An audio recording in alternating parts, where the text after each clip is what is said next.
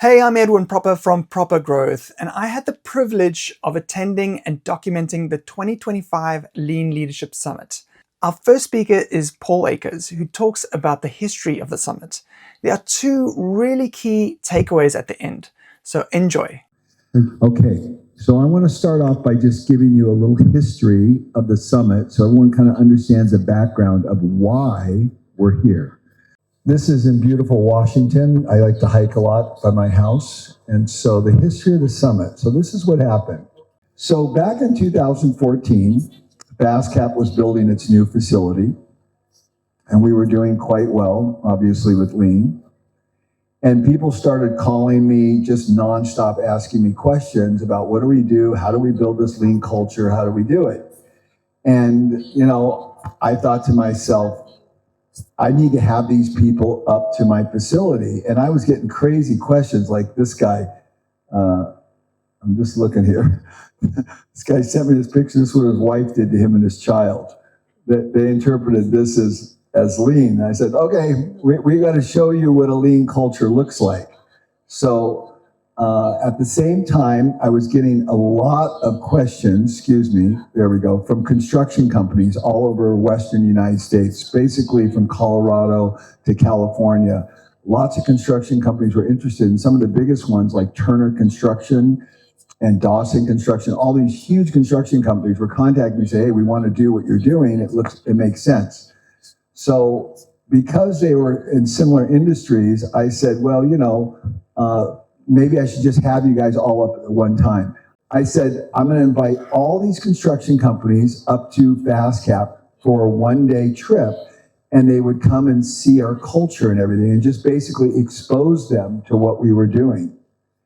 And they all said, that's a great idea. And they all knew each other because they all worked together. They were always on these big construction sites building hospitals and schools and high-rises and everything else. But one of the things I did that was a little odd, it's kind of what we're doing here, is I invited them to my home. So I said, I want you to come up and I want you to have dinner with us. We're all going to get to know each other casually, just like we did last night, just kind of get to familiarize with people. And it worked out really well. And we set up on my lawn and we barbecued and all my employees helped and people just came from all over the United States to learn about what we were doing at FastCap. And so the first thing they did is they went to the morning meeting, and then our people, just like Pablo's going to do today, our people presented. Yuri's been with us for like 20 years. He's been to Japan, and people just walked around and listened to our people talk about what their lean journey was like. And it was an amazing experience. And they were like blown away. But remember, I had about 50 employees at the time, and I had 50 people at the summit, the very first summit. And we didn't call it the summit. And then when it all got done, I said to myself, I have an idea. This was so successful. Why don't we do this every year? We'll just have people come up to FastCap every year. And I said, okay, well, let's try that. There was a big commitment, but I went ahead and did that. So the next year, we had people come from all over the world. This was a summit in 2025. And again, we set up on the lawn. We did the same profile, but this time it was a 3-day event.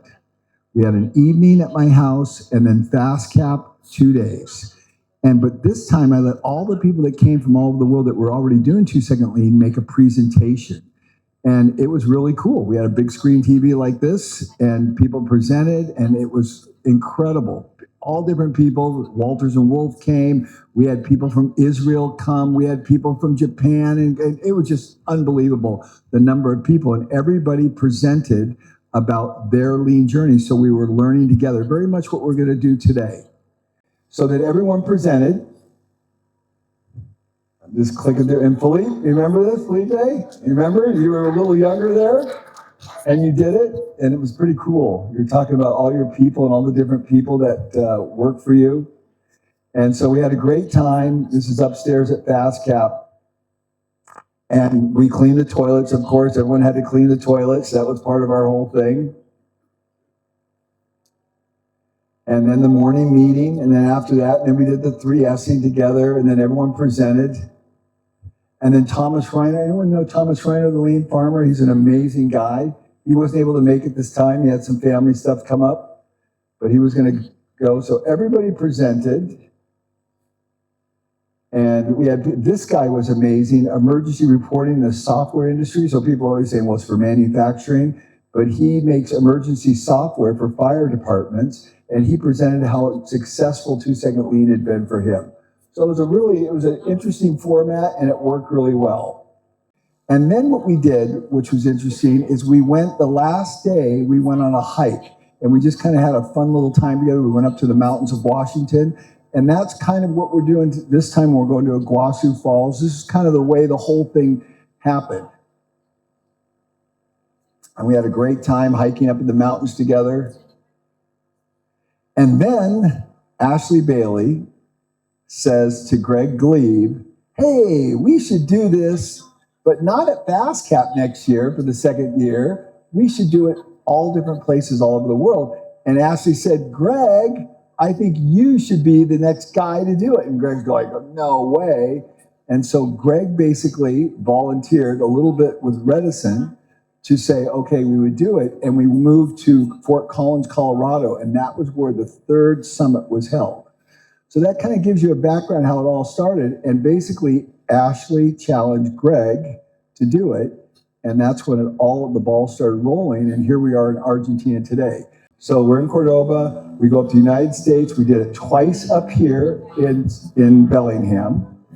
And then after Greg said, okay, I'll do it, we went to Fort Collins, Xylem Design. We had an epic summit there. And just amazing people from all over the place came, and everybody presented very much the same. We had a great dinner together the first night, and then we went on a hike up in the Colorado mountains. And from there, we went over to Cambridge Air Solutions and had a huge summit there. Great time. All their people presented. We saw some really amazing things. Anybody go to that one that was here? Yeah, a couple people were here. And that was really, really cool. Mark Braun put it on. We had a good event. And then from there, we went to Yellow Tools, Germany. Anybody went to Yellow Tools? Anybody in Yellow Tools? Yeah, Philippe was there, and Michael put on a great one. And that was really cool. And then after Yellow Tools, I believe we came back to California. Yeah, so we went to Riverside, and that was a huge event. And Rick put that on. You went to that? Were you? No. So that was great. We went on a hike up the mountains there, up to a hill, and then we went to Seating Matters. And then from Seating Matters, we went to JJB, and we had a great time there. And then Pablo volunteered to say, hey, maybe we should do this in Argentina. And he didn't know what was coming his way. Seating Matters was crazy. And then over to JJB last year, it was really awesome. Had a great time there. And then Mr. Amazon, Mr. Umamura came for both Ireland, and now for the third time they're here with us today in Argentina. So that kind of gives you a background of the history of the summit. And then where are we today? We're doing the tango, right? Was it the tango, Pablo? Is that right? Yeah, it was pretty cool last night, right? And so the whole concept behind the summit, and Greg Glebe really realized what was going on. We did it, is the spirit of generosity. So as I said last night, there's no paywall, there's no cost or anything like that. We're just doing it to help one another. It's a very unusual culture. And, I learned a lot of this from Toyota. One of the things that Sakichi Toyota believed was something concerning Confucianism. And Confucianism said that one of the greatest things you can do in life is help another human being. And Sakichi lived his life that way. And it was the way I was raised by my father as well. And so as FastCap became more and more successful, it just seemed obvious to try to help people garner the same success that I had had. So we started doing that, and everybody that got involved with 2-Second Lean realized that it wasn't about what they were getting out of it, it's about what you were giving.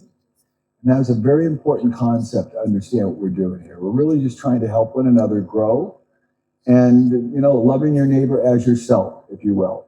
So the spirit of generosity is a very big part of it, and Pablo and his team have done that spectacularly for this thing. And there is one more concept too, and this I learned particularly from Mr. Amazawa, and that is a challenge culture. So it was a challenge for you, I'm sure, to do this. And for Jack, it was a challenge. And it was a challenge for me to invite all those people to my home and do what we've done. but that's what you grow by. And maybe someone in the audience here today is going to feel the challenge to maybe host the summit in 2026. It's a big challenge. It's not an easy thing to do. But you should all consider it because this is part of growth. It's stepping up to the plate and moving to a different level by getting out of your comfort zone. Okay, I just want to pause it there so you can truly reflect on what was just said. Those two key concepts, the spirit of generosity and the challenge culture. When you do things not just for yourself, but for other human beings, there is so much more fulfillment and joy that you get out of your life. And then the second, the challenge culture. We as leaders really truly need to start challenging our people, setting clear visions of where we want to go that are going to reach in and make us a little bit uncomfortable, but stretch us. That's when we truly grow. So that's the history, a little bit of the summit. So what I wanted to do real quick, and I want to start with Brendan. Where's Brendan? Prison system. No, the other Brendan right here. And I want you to just talk a little bit, just for a second, about what you do, because I'm going to call on a couple of you randomly, okay? Because I think you should understand the diversity of who's in this room and the people that are doing lean. So go ahead. My name is Brandon. I am from North Carolina, and I work for North Carolina Correction Enterprises. We have 27 manufacturing plants located within our prison system, and it is my role to train all of our offenders and our staff in lean manufacturing. In November of last year, we launched 2-second lean within our plants, and one plant in particular where there's 115 inmates, and it has completely transformed the culture of our workspace. They have increased communication. They are very grateful. They receive empowerment like I have never seen in people, and it has completely transformed how we operate. And it is led by, from the top, from our director down to the janitors that clean. Everyone is involved, everyone is equal, and it's great. Beautiful. Thank you very much. So I think the important lesson there is the Toyota production system is not about manufacturing. It's a human development system. This makes better human beings, makes better cultures, better societies, better people. Okay, I'm pausing again because this is another very important concept here. TPS was actually named wrong. It should have been a people development system. If you think about it, most leaders rise to the top because they develop themselves and they take on more responsibility. But what happens is all the problems come back to the leadership. If you flip that around and start developing everybody, problems get solved on the floor by every single person. And that is so much more powerful than just a handful of people solving problems.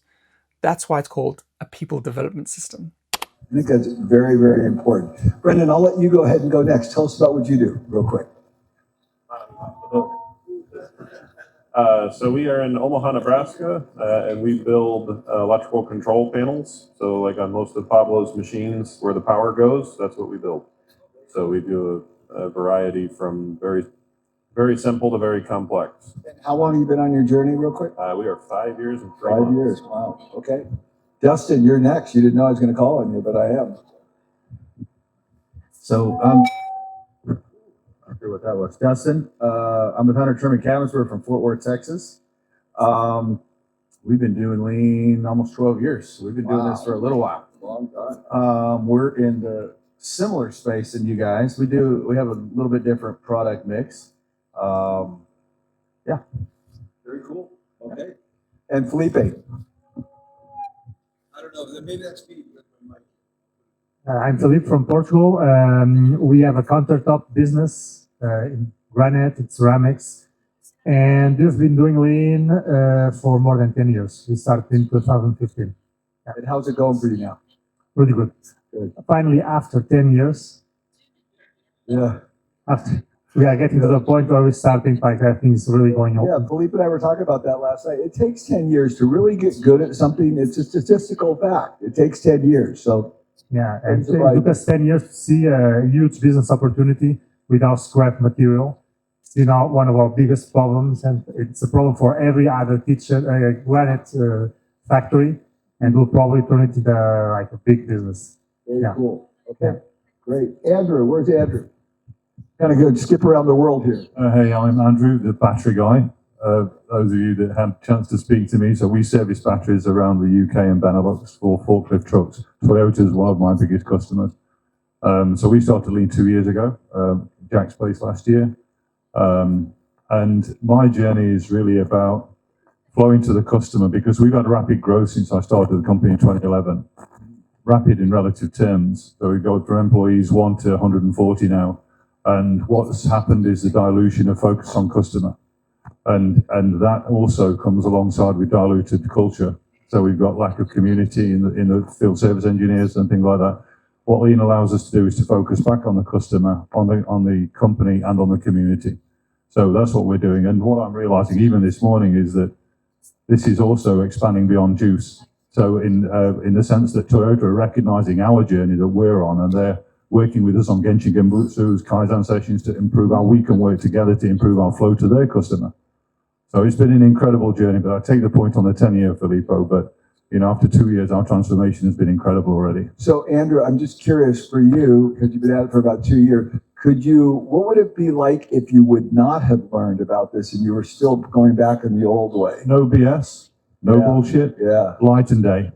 Yeah, I know. Without, the hairs on my back of my neck again. I know, It's a light and day transformation. My team this morning carried out their morning meeting with passion.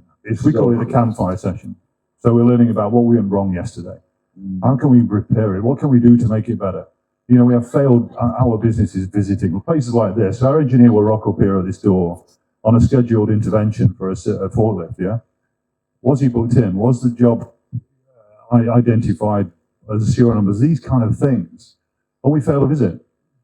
And we failed £63,000 worth of visits this year alone, just in those things. So having the morning meeting and getting into what we call the 5 whys, so we get into the 5 whys, we come away with a solution, we defect board it, and it gets fixed. And it doesn't reoccur. It's so basic, so simple, but I say Lean is the simplest thing, but the hardest thing. Great job. Yeah. Cheers. So you can just see by the people who spoke so far, the diversity. We go from the prison systems to battery systems to electrical panels to cabinet makers. I mean, it's really incredible. It applies to everyone. Gaston, what about you? This first time I met you, so go ahead. Yes, the first time. Gaston, I'm from Córdoba, I'm local. I started Lean a year ago, thanks to Pablo. Hey. Thanks, because Hey, I'm Pablo. here because of you, so thank you very much. We produce furniture, mostly tables and chairs. We are a small company from Córdoba. And I can say that the moment we came to visit him with the morning meeting, the whole team came here. And the moment after we arrived to our factory after this, we started making 3S. So in 2 weeks, the factory had changed almost completely. And I'm just starting to learn enough to be able to transmit to my team things to start. So we've been doing this for a year, but I think that we haven't started yet. So that's a lot of knowledge that we need to have to start. But I believe and also want to thank Felipe, because when I visited him in Portugal, I got another step. And during these days, YouTube and Phil went Wednesday, Thursday, and Friday was with us. He was also Thursday and Friday. So we've learned a lot. Our team learned a lot. And I think that the community and the possibility to learn is what makes this amazing. I know, and you have this whole community to help you globally, because there's thousands and thousands of companies that are here to help. So yes, awesome. so I'm here to say thank you to a lot of people. I want to add something. So Gaston traveled to Spain last year, right? And he said, is there any lean maniac here in Spain? I said, no, but we have one in Portugal.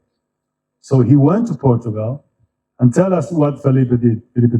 What Felipe did, he told me, okay, what time are you arriving and when are you leaving from Portugal? So he went, pick me up from the airport, took me to his factory, took me to lunch, took me back to his factory, told me where to go in the city to visit, booked me the hotel for the night, and he told me your hotel is 10 minutes away from the airport, so I booked this one because you can get from there to there easily. So from here you can leave to Spain again. So he went over the top. So when they